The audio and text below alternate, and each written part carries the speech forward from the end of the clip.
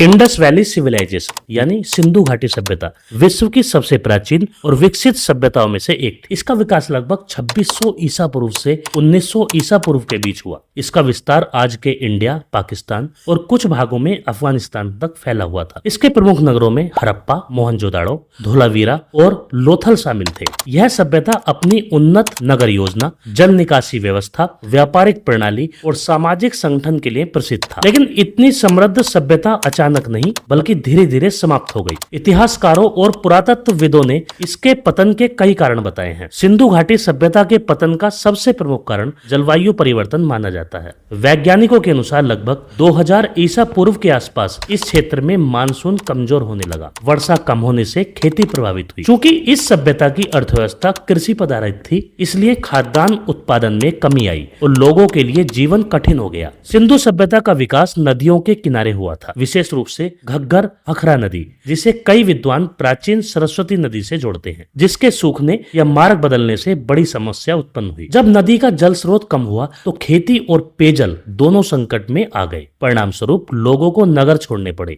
मोहनजोदाड़ो की खुदाई से बार बार बाढ़ आने के प्रमाण मिले हैं। सिंधु नदी में आई भीषण बाढ़ों ने शहरों की संरचना को नुकसान पहुंचाया। कई घर और भवन नष्ट हो गए। लगातार प्राकृतिक आपदाओं से लोगों का जीवन अस्थिर हो गया। सिंधु सभ्यता का व्यापार मेसोपोटामियन सिविलाइजेशन के साथ होता था। व्यापार के कमजोर पड़ने से आर्थिक संकट उत्पन्न हुआ। जब व्यापार घटा तो शिल्पकारों और व्यापारियों की आय प्रभावित हुई। इससे नगरीय जीवन कमजोर पड़ गया और लोग छोटे ग्रामीण क्षेत्रों में बसने लगे। लगातार खेती करने से भूमि की उर्वरता घटने लगी। पानी की कमी और मिट्टी में परिवर्तन के कारण उत्पादन कम हुआ। इससे भोजन की कमी और सामाजिक समस्याएं बढ़ी। इतिहासकार मानते हैं कि समय के साथ प्रशासनिक व्यवस्था कमजोर हुई। शहरों की सफाई, निर्माण और व्यवस्था में गिरावट दिखाई देने लगी। इससे यह संकट मिलता है कि शासन व्यवस्था पहले जैसी मजबूत नहीं रही। पहले कुछ विद्वानों ने माना था कि आर्यंस के आक्रमण से सिंधु सभ्यता नष्ट हुई। यह सिद्धांत मोर्टिमर व्हीलर ने दिया था, लेकिन आधुनिक शोध बताते हैं कि बड़े पैमाने पर आक्रमण से स्पष्ट प्रमाण नहीं मिले हैं। इसलिए अब यह सिद्धांत कम स्वीकार किया जाता है। कुछ इतिहासकारों का मानना है कि किसी महामारी ने जनसंख्या को प्रभावित किया होगा। हालांकि